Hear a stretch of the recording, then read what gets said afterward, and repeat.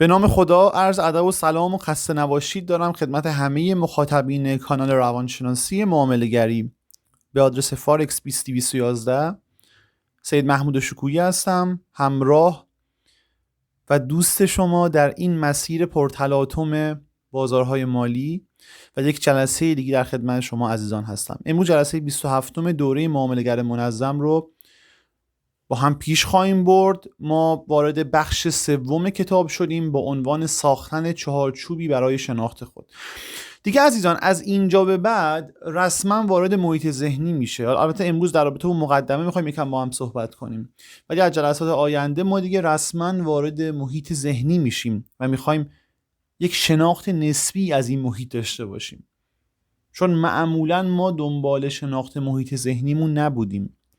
چرا که در جامعه ما یک سری امور رو جلو می بردیم و مشکل خاصی هم برامون پیش نمی اومد، ولی اومدیم داخل بازار طبق گفته مارک داگلاس و حالا سایر اساتیدی که در این زمینه فعالیت میکنن گفتن که وقتی که شما وارد بازار شدید دیدید دیگه اون منطقی که در بازارهای سنتی و فیزیکی وجود داشت انگار اینجا دیگه کار نمیکنه، انگار یک ماجرای دیگه هستش و شما به اون راحتی که میخواین، همونطور که در دانشگاه، البته راحت نیست ولی به هر حال اون مسیری که برای دانشگاه رفتن و طی کردن یه سری رشته‌ها و یه سری مشاغل طی میکنید و یا احتمالاً کار کردن در یک سری از ادارجات، اینجا دیگه اون خبرها نیست و اینجا قراره یک روش جدید، یک سری منطق‌های جدیدی رو شما قبول کنید و به وسیله اون ترید کنید. چرا که ما میدونیم اکثریت این بازار و این نیست ناخودآگاه هستش، اکثریت افراد در واقع که تو این بازار هستن بر اساس غرایز خودشون عمل میکنن مثل هر کسی دیگه ای، و اون کسی موفق هستش که ابتدا با شناخت خودش بتونه بر این مسئله مسلط بشه و البته اون مسیر سودآوری خودش رو طی کنه. خب ما وارد متن کتاب میشیم. البته امروز مقدمه هستش، قطعا جلسه امروز خیلی خیلی کوتاه هستش، ولی خب یک حرکت جدیدی و ما برای شناخت محیط ذهنیمون در واقع پیش میبریم. میگه ساختن چهارچوبی برای شناخت خود. میگه در ابتدای این کتاب گفته شد که این کتاب یک راهنمای گام به گام است که به شما در فرایند همسو کردن خود با محیط بازار کمک میکند. اولین گام در فرآیند ایجاد تغییر تشخیص نیاز به همسو شدن است. خب اینجا رو یکم من براتون بازش کنم. میگه برای اینکه شما تغییر رو بخواید در خودتون ایجاد کنید، اول باید بدونید که یک ضرورتی وجود داره به نام همسو شدن. یعنی چی همسو شدن؟ بذار یک مثال عملی بزنم تا بهتر متوجه بشیم. ما همیشه مثال رانندگی رو میزنیم، انگار دیگه مثال دیگه گیر نمیاریم.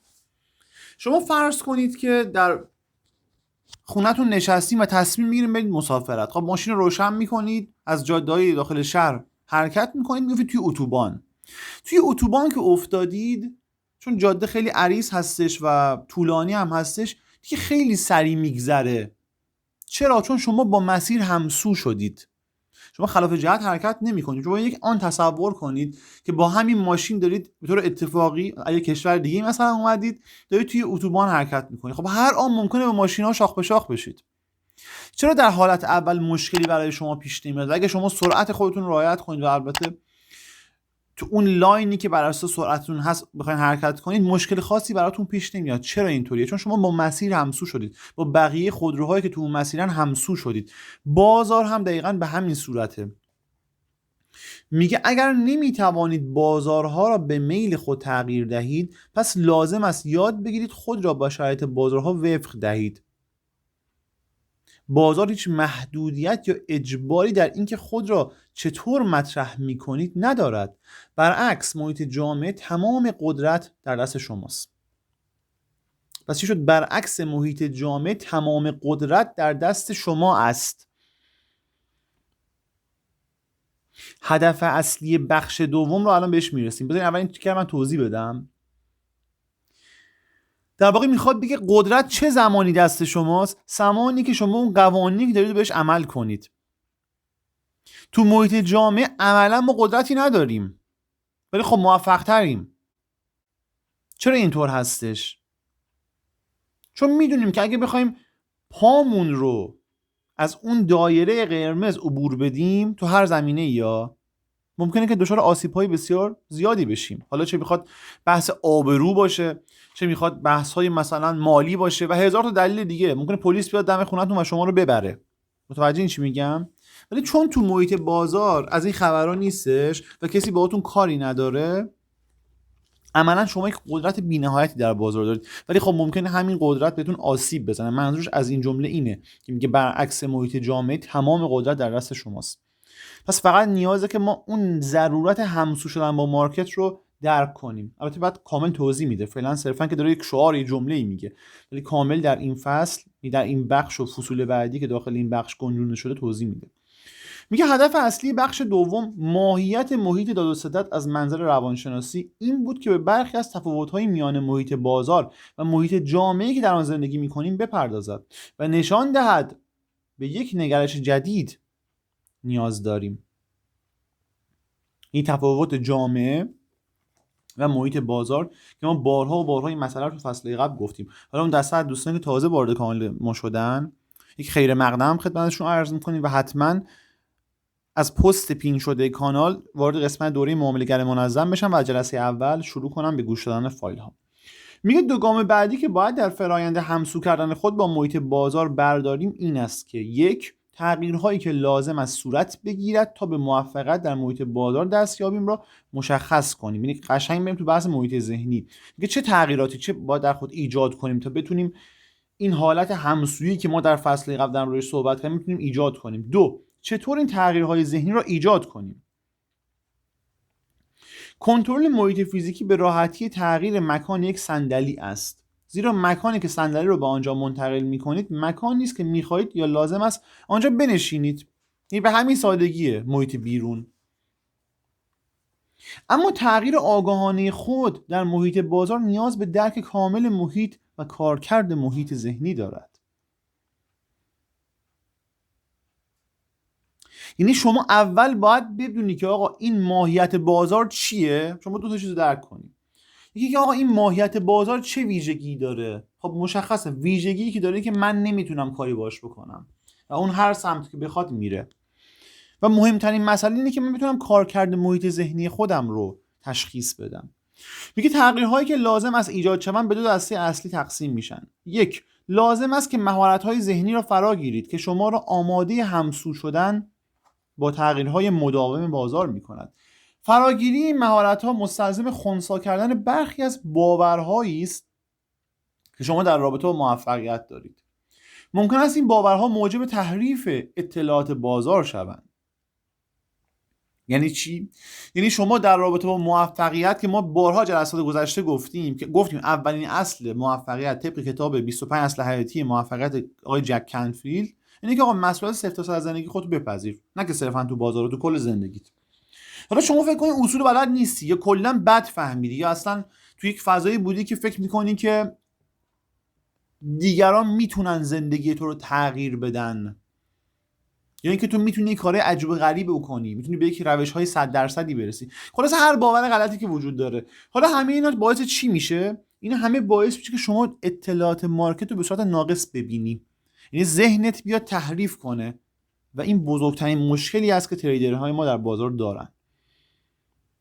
دوم، لازم است هر آسیب روانی که از فعالیت‌های تجاری قبلی سرچشمه میگیرد را از ذهن خود پاک کنیم. منظورم کال مارجین شدن ها، استاپ اوت شدن، کلا صفر شدن حسابات، چه تو این بازار چه تو بازارهای قبلی که احیانا شکست خوردید. باید اینا از ذهنتون پاک بشه، چون به هر حال اینا همشون یک جرقه‌های منفی هستش که میتونه باعث ترس شما در مارکت بشه. آسیب‌های روانی میتوانند ظرفیت شما برای انجام درست معامله را کاهش دهند. گام‌های فرعی بیشماری وجود دارند که به شما در تعیین آنچه لازم است یاد بگیرید کمک می‌کنند. این گام‌ها نشان می‌دهند که چه چیزی را باید تغییر دهید و چطور آن را تغییر دهید. 6 فصل این بخش طوری طراحی شدند که فرایند همسو شدن با بازار را به شما نشان دهند و به شما نگرشی خواهند داد که به کمک آن می‌توانید تشخیص دهید باید چه کاری انجام دهید و چرا لازم است این کار را انجام دهید. یک، میگه چجوری باید انجامش بدید، چی کار باید بکنی. دو، اصلا چرا باید انجامش بدی، ضرورتش چیه. چون شما وقتی که بفهمید چرا باید یک کار رو انجام بدی، خود به خود انجامش میدی. خیلی مهمه. پس با ما همراه باشید. یعنی این 6 فصل کامل میخواد در این بخش سوم این 6 فصل رو میخواد باز کنه و کامل میخواد به ما آموزش بده چطوری میتونیم با بازار همسو بشیم. اولین چیزی که نیاز دارید که چارچوب ساختاری است که رویدادهای درون ذهن شما رو ملموس و محسوس نشان دهد. برای اینکه این چارچوب رو به شما بدهم، اجزای اصلی محیط ذهنی رو در قالبی قابل کنترل توضیح خواهم داد، تعریف خواهم کرد و سپس مرتب خواهم کرد تا به کمک آنها بتوانید: 1. عملکرد خود را درک کنید. 2. تکنیک های مختلفی برای همسو کردن محیط ذهنی خود با شرایط محیط و اهدافی که دارید بیاموزید. 3. یاد بگیرید که ارتباط خود با محیط بیرونی را کنترل کنید. لازم است یاد بگیرید که رابطه بین محیط درونی و بیرونی را کنترل کنید، زیرا اهداف، مقاصد، توقعات، نیازها و خواستهای ما اجزای اصلی محیط ذهنی ما محسوب می شوند که در محیط بیرونی نمود پیدا می کنند. به عبارت دیگر، این اجزا محیط ذهنی هستند که در دنیای مادی اتفاق می افتند. پس چی شد؟ این اجزای محیط ذهنی هستند که در دنیای مادی اتفاق می افتند یا اتفاق نمی افتند. بحث باورها هستش.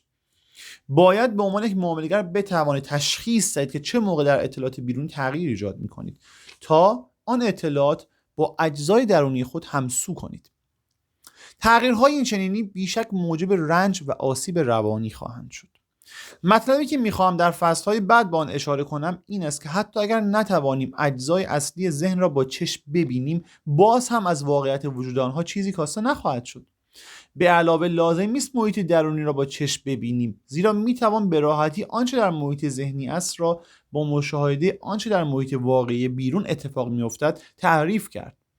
با ایجاد رابطه میان آنچه که به آن باور داریم و آنچه که تجربه میکنیم، تغییر آنچه تجربه میکنیم با کنترل باورهایی که داریم بسیار راحت‌تر خواهد بود.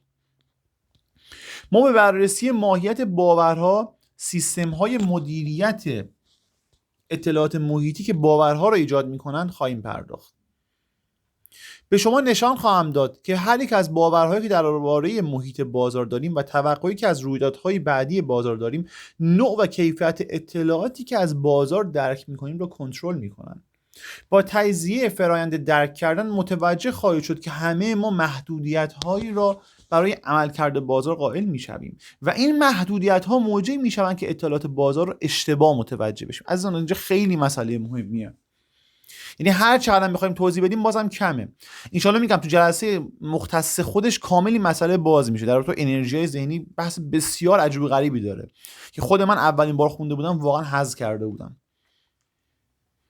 ماهیت ترس به طور کامل بررسی خواهد شد و سپس نشان میدهیم که ترس همه ما را مجبور میکند تا بدون دیدن گزینه‌های دیگر عمل کنیم. نیروی غالبی که در پس فعالیت‌های بیشتر معامله‌گران است و باعث تغییر قیمت‌ها می‌شود ترس است. ترس از دست دادن موقعیت، رقابت بر سر آنچه عرضه می‌شود، ترس حس جاموندگی و ترس از ضرر کردن. اگر واقعا می‌خواهید عملکرد بازار را درک کنید و بتوانید رویدادهای بعدی بازار را پیش بینی کنید، ابتدا لازم است که نیروهایی که عملکرد شما را رقم میزنند را بشناسید و درک کنید و بدانید که چطور اطلاعات را پردازش و مدیریت میکنید. وقتی متوجه نقش ترس از محیط بازار در زندگی خود شوید، یاد میگیرید که خود را از بند آن رها کنید و در واقع یاد میگیرید که خود را از جمعیت جدا کنید. وقتی از جمعیت جدا شوید و اطلاعات را راجع به نیروهایی که بر رفتار شما تاثیر دارند افزایش دهید، پیشبینی عملکرد جمعیت برای شما راحت تر خواهد شد، زیرا آن افراد در مقیاسی بزرگتر دقیقاً همانطور که شما در گذشته رفتار می‌کردید رفتار خواهند کرد. به عبارت دیگر، قبل از اینکه دیگر معامله‌گران دست به عملی بزنند، شما متوجه آن عمل خواهید شد، زیرا می‌توانید عملکرد آنها را از منظری بی‌طرفانه زیر نظر بگیرید، زیرا از مرحله عمل کردن بر اساس ترس گذر کردید. خیلی چیز عجیب غریبیه. در واقع میخواد بگه همون اشتباهاتی که تو قبلا میکردی، حالا با اون سبکی داشتی و ضرر میکردی، و وقتی که تو بتونی از این جمع خارج بشی و برفرض بری بالای قله کو و اون رو از بالا ببینی، داستان عوض میشه. تو عملا میری تو تیم بانکا، تو تیم مؤسسات مالی. گفتنش شاید خیلی راحت باشه، از منظر ذهنی و روانشناسی داره میگه، اینو بازم بگم نمیخواد سبک خاصی رو تایید یا نفی کنه، ولی چیزی که داره میگه چیز بسیار عجیبی هستش. یعنی ما رو یاد تریدرهای سوده و حرفه‌ای میندازه که چطوری از همون فریبایی که خودشون در گذشته میخوردن استفاده میکنن برای اینکه بتونن از مارکت بهره‌ای ببرن. وقتی متوجه میشوید باورها برای کنترل شناخت شما و شکل دادن به تجربه شما با اطلاعات محیطی در تعامل هستند، وقتی یاد میگیرید که بین افکار باطل و واقعیت بازار تفاوت قائل شوید، یعنی بین توهم و واقعیت، میتوانید شناخت خود از فعالیت بازار رو کنترل کنید و میزان انعطاف پذیری ذهن شما تا حدی بالا میرود که موفق به تغییر دیدگاه خود میشوید و همسو با بازارها بدون تردید به انجام معامله میپردازید. اگر نمیتوانید عملکرد بازار رو تغییر دهید یا کنترل کنید، قطعا نمیتونید، پس تنها گزینه‌ای که دارید، گزینه در واقع کنترل خودتون، به گونه‌ای است که بتوانید رویدادهای بعدی بازار را پیش بینی کنید. برای رسیدن به این نقطه لازم است درک کاملی از ماهیت بیرونی برای رسیدن به این نقطه لازم است درک کاملی از ماهیت محیط درونی خود در رابطه با محیط فیزیکی بیرون داشته باشید. عزیزان این جلسه تموم شد. البته این جلسه مقدمه بودش. در واقع فصل بعدی که فصل 9 هستش ما به شناخت ماهیت محیط ذهنی میرسیم.